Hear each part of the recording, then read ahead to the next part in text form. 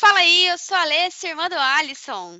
Eu sou o Alisson, irmão da Alessa. E esse é mais um vídeo do nosso canal Somar! Somar. Antes de passar a vinheta, pessoal, se você não é inscrito nesse canal, por favor, confere aí embaixo, já clica no botão de se inscrever e ative as notificações.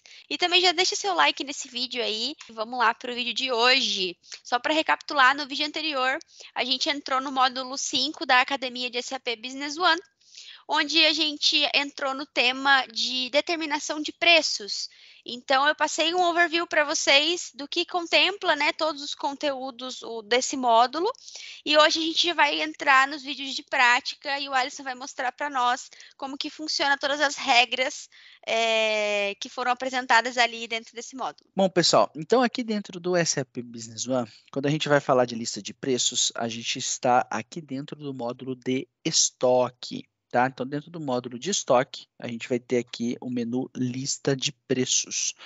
Aqui dentro, a gente tem praticamente todos os momentos de preço destacados pela Alessa lá no vídeo anterior, né? Sobre a hierarquia de preços do SAP Business One. Então, eu vou falar para a gente aqui, basicamente, duas etapas de preço, tá?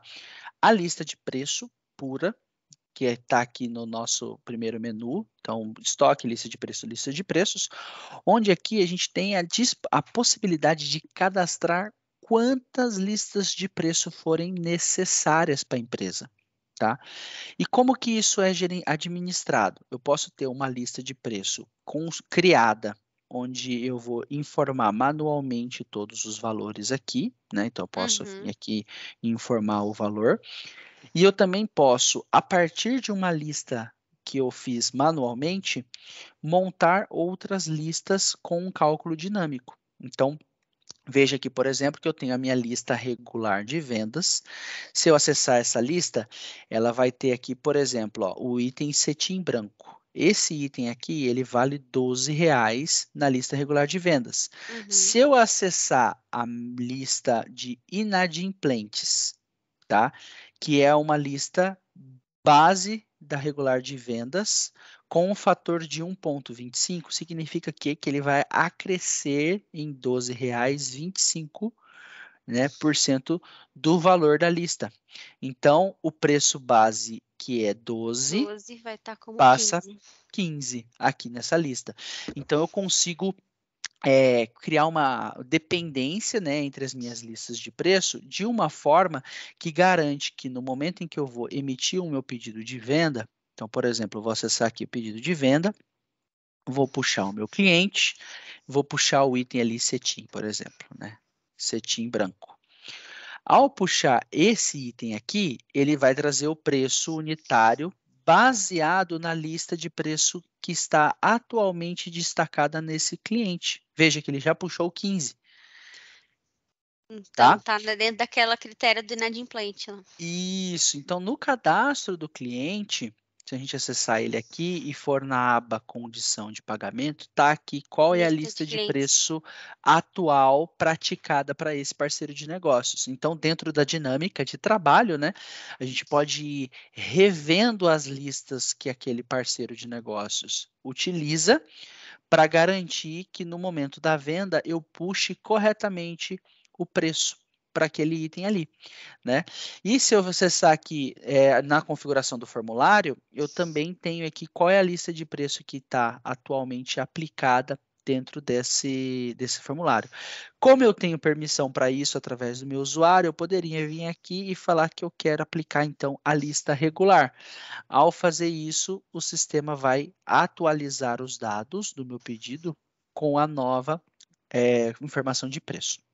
E Alisson, como eu posso cadastrar isso, né? Além da opção que a gente tem de acessar a lista por aqui, quando a gente está no cadastro do item, né? Então, se eu pegar um item aqui que está cadastrado, eu posso verificar as listas do sistema dentro do campo lista de preço e conforme eu navego aqui, ó, entre as listas, veja que ele vai ajustando para mim aqui a lista do preço.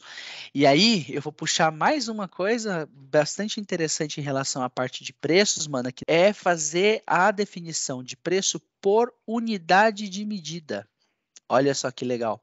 Então, além de eu ter a minha definição para essa lista de preço aqui, inadimplentes, eu ter o preço de R$ 15 para que unidade?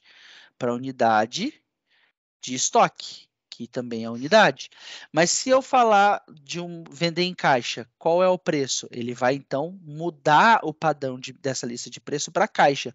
Ou eu posso clicar aqui nos 3 pontinhos e especificar o preço de todas as unidades. Então, ó, quando eu tenho uma unidade, ao fabricar em caixa, eu tenho uma redução, por exemplo, de 30% no preço. Olha que legal. Ele já diminuiu o preço proporcional a uma unidade de medida que aumenta o grupo, né? Então, se eu te vender a unidade é R$ 15, mas se eu for te vender em caixa, eu tenho um desconto, né, do fator da lista que diminui o preço do meu item. Além dos grupos de desconto por volume, eu tenho a capacidade de fazer a definição de preço por unidade de medida. E esse é um grande diferencial aí também para dentro desse processo, né? Que junta com o tema do vídeo anterior, das unidades de medida, com a parte agora das listas de preço. Bom, então, ok, Alisson, mas lá dentro do processo de definição de preço, além de nós termos a questão das listas, né, e as listas dependentes, a gente estava falando sobre descontos por período e volume, né?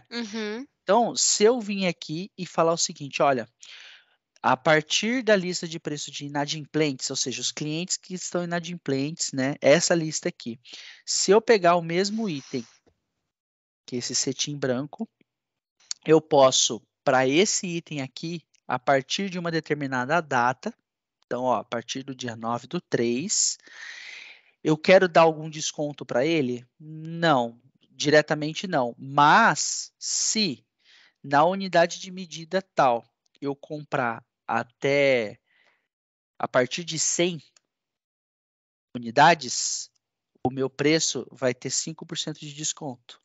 A partir de 200 unidades, o meu preço vai ter mais 5, então vai ter 10% de desconto. Então, vou dar um atualizar aqui, vou gravar essa informação, vou adicionar, e aqui, ainda com o pedido de venda em aberto, ó, se eu buscar novamente o meu item, ele já vai trazer, opa, deixa eu só conferir aqui por que ele não trouxe. Ah, não, tá certo, ó, eu ia falar conferir. Para uma unidade é 12. Para 100 de 1, ele passaria para... Por que ele não passou? Por que ele não passou? Ao vivo é sempre bom. Lista de preço, descontos por período e volume. Não, tá claríssimo, mano, claríssimo. É porque você tava com Eu o formulário troquei para a aberto. lista de vendas, tem que ser na inadimplentes. Aí na inadimplentes, olha que bonito, ó. Nossa, tem Olha lá. 3 lugares diferentes, né, para colocar É, qual lista de preço vai ser utilizada. exato. Então, na primeira linha, eu marquei uma unidade, ele puxou R$ 15. Se eu colocar 100 unidades, ele vai puxar o preço de 15, mas vai aplicar o desconto de 5, me retornando R$14,25. 14,25. Se eu comprar 200, ele vai trazer o 15, aplicar os 10% e me trazer os R$13,50. Não sei se você notou, mas quando o item vinha apenas da lista de preço, a linha toda vinha em preto. Agora que ela está vindo de um desconto por período e volume, ele vem com uma diferença de tonalidade aqui para azul, né? E aí, confrontando com a documentação, que foi um ponto que você citou lá no vídeo anterior, nós temos aqui também a origem do preço, tá, pessoal? E aí é um ponto de tradução. No documento, do treinamento da SAP, ele chama fonte de preço, né, mano? Uhum. E no SAP, em português Brasil, quando a gente pesquisa esse campo, ele se chama origem do preço, né? Então é importante a gente, às vezes, vai pegar a documentação e falar, cara, isso aqui que está na documentação não tem no sistema, mas Só tá por com isso, uma referência diferente, né? em alguns cenários, tá? Alguns cenários, a recomendação é pegar a documentação em inglês, colocar o SAP em inglês e combinar as informações e depois você volta à tradução para poder encontrar o campo que você estava esperando, tá? E aí, para a gente poder citar mais um ponto aqui relacionado à questão dos preços, mana, eu tenho aqui o preços especiais, onde eu posso